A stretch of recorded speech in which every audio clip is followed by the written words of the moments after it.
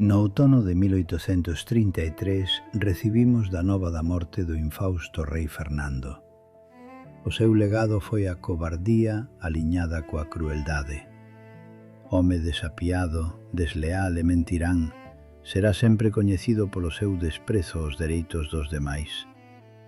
Pouco antes delegara a rexencia na súa dona María Cristina ata que a súa filla primoxénita Isabel cumplise os 18. Namentres, o seu irmán Carlos considerou que a él lle concernía a legitimación real, sen rexencias nin fillas morgadas. Con tal motivo, os seus partidarios subleváronse e comezou a guerra civil. Alén diso, nós acollíamos unha nova etapa que nos concedeu unha nova oportunidade para modificar toda a desfeita que quedaba atrás. María Cristina non tivo máis remedio que facer concesións aos liberais progresistas, polo que a nosa postura foi apoiar a raíña rexente co ánimo de que o novo período supuxese o recoñecemento das liberdades que o rei Felón nos roubara. No Carballiño nomeamos de rexedor a Bernardo Pereira. Despois de 10 anos de espera, xa estábamos aí. Os compañeiros podíamos reunirnos sen trabas nin perigo, e multitude de propostas, ideas e queixas asoballaban o despacho de Bernardo no concello. Os veciños de todas as parroquias alumeaban outra faciana, con certeza por tanta ansiedade acumulada durante anos. Comprobámolo nas feiras dese verán, cunha animosidade que xa non se recordaba. As tabernas servían viño como se nunca se bebese, forasteiros mesturados cos comarcáns na foliada. Non foron feiras, senón grandes festas. Pero o que máis me emocionou foi a túa idea. Ata hoxe sinto saudades daquel día. Todos mirábamos ao ceo en silencio, apampados ata que o globo se confundiu co lusco-fusco. Poucas veces, ou ningunha, teño visto a un grupo de xentes campar silandeiros durante tanto tempo.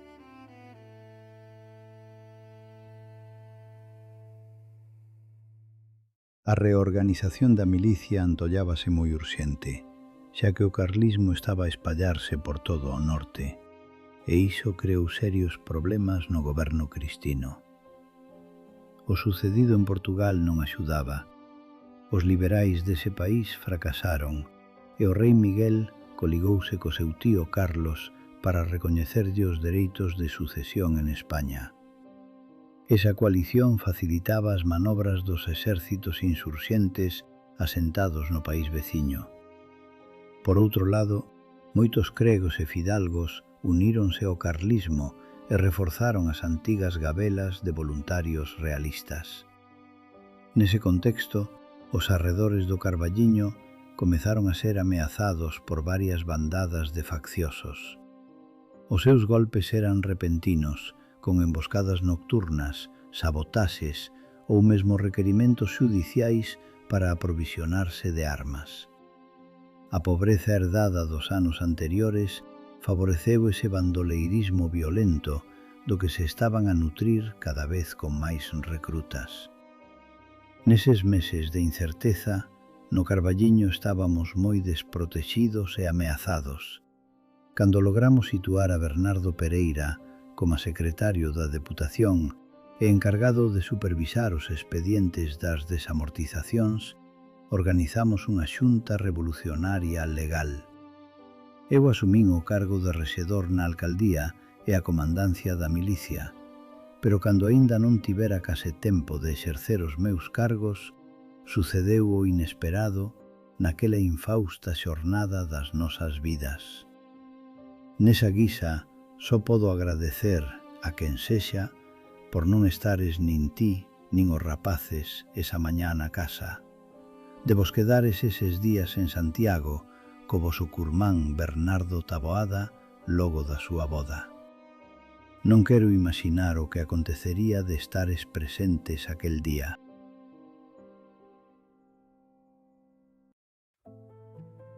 Acaeceu nesa mañá do 12 de novembro do 1835. Estaba tratando un asunto con Hipólito Pereira no despacho do Concello cando escoitamos unha grande algarada pola rúa de berros blasfemos e laídos que proviñan de todas as partes. Asomeime á ventá e puiden distinguir os facciosos tomando a rúa, reclamando a miña presencia mentres facían garda na porta da miña casa.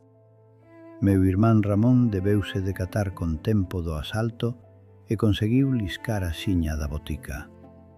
De seguido fun na procura dun fusil, mentres o pequeno dos Pereira entrou na sala con outros milicianos que xa se decataran do que estaba a suceder.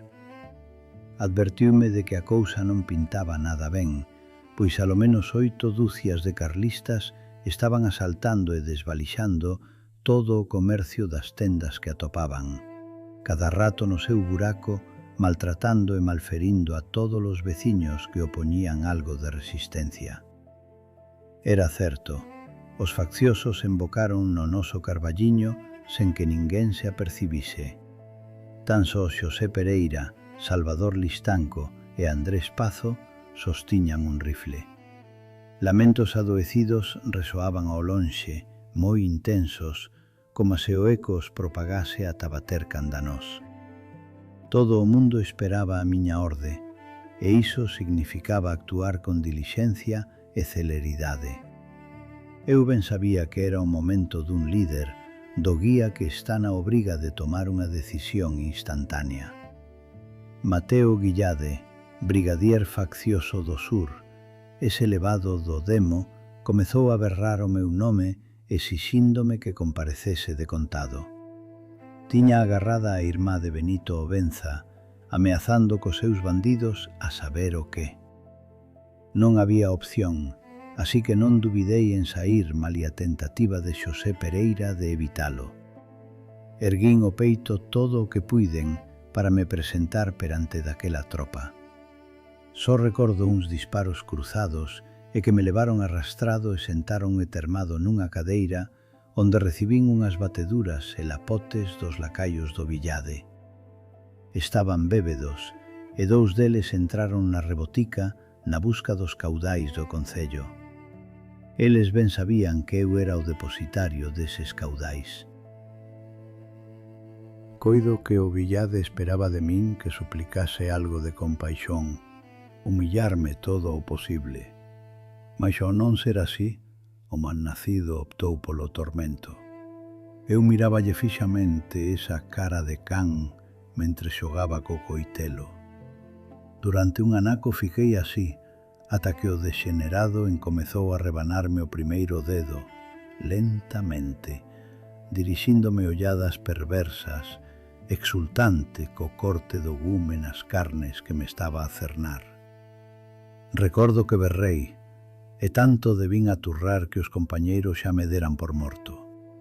Pero só quedei acalado por consecuencia do desmayo, por o que cando me amputou o segundo dos dedos non fun consciente.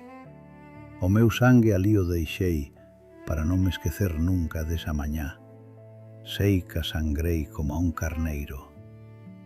Paréceme incrible o que un corpo pode soportar agardando por unha solución final que acabe co sufrimento. Esa banda elixiume porque andaba a espreita da miña comandancia das milicias e xefatura no distrito, e seguramente dos meus caudais tamén. Non me importaron tanto os 2 dedos rebanados, tampouco os 100.000 reais que se levaron, senón esa sensación que me quedou de fraqueza por non poder encarar ese incidente de outro xeito, por caer como un peixe nas súas redes. Hai xa 13 anos diso, e ao reflexionar sobre o meu proceder nese momento, remexo pensamentos vingativos por un lado, pero honrados na fraternidade da veciñanza que non cesaba de me apoiar. A propia raíña María Cristina transmitiume o seu pesar. Aseguraba o noso mestre Vicente Pazo que pensar na morte non ensina a morrer, só adianta o proceso. E foi un acerto a recomendación do médico Xoán Prieto de trasladármonos a Madrid por unha tempada para me restablecer das miñas doenzas. Mereceu dabondo o esforzo da viaxe e agradezo os esmeros do meu irmán Anxo por estar pendente de nós e por nos aloxar nun cómodo habitáculo da Rúa de Alcalá. Ese tempo que estivemos xuntos é imborrable. No mes de febreiro, os progresistas gañamos as eleccións, e xa que logo o poder recompúxose con valentes estadistas dispostos a acabar cos vellos privilexios. Agora gobernaban os que apostaran por proseguir co programa desamortizador de Mendizábal. Bernardo escribiume dende a Deputación para me anunciar que a nosa xunta estaba xa tramitando os nosos expedientes e iso animoume a recapacitar na volta para desenvolver todo o proceso. Pero algo me dicía que ia axudar mellor estando en Madrid. E coido que así foi, porque de aí a pouco un xove periodista con alma de poeta e de nome Xosé Espronceda convidoume unha mañá ao Ateneo. Para a miña sorpresa, animáronme a dar un discurso presentado polos insignes persoeiros don Alcalá Galiano e don Agustín Argüelles. Na presentación sumíronme nunha morea de adulacións e non me quedou doutra que relatar a miña experiencia cos facciosos. Todo o auditorio se ergueu para me ovacionar. Emocioneime perante daquelas xentes e de tal maneira sentín vergoña por me avermellar por tanto eloxio.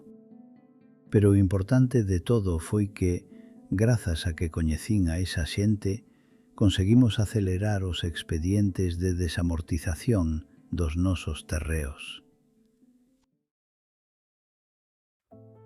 De volta de Madrid, asumín novamente a comandancia das milicias, agora reguladas pola nova Constitución. E foi ao pouco de chegar cando me presentaron un arrieiro asturiano que recalara no Carballiño fuxindo dos facciosos. Benito Ocampo fora recrutado pola gabela do frade Saturnino que operaba na bisbarra de Melide, pero logo desertou para unirse á nosa milicia.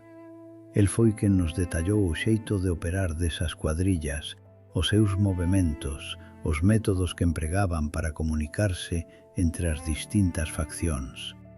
E grazas a el, preparamos un plan para concertarlles unha reunión, unha trampa para atraelos ao noso territorio, para así podelos emboscar. Esa suposta reunión entre as gabelas do Guillade e do frade Saturnino programámola na chaira do mosteiro de San Clodio, lugar que permanecía abandoado logo da súa desamortización.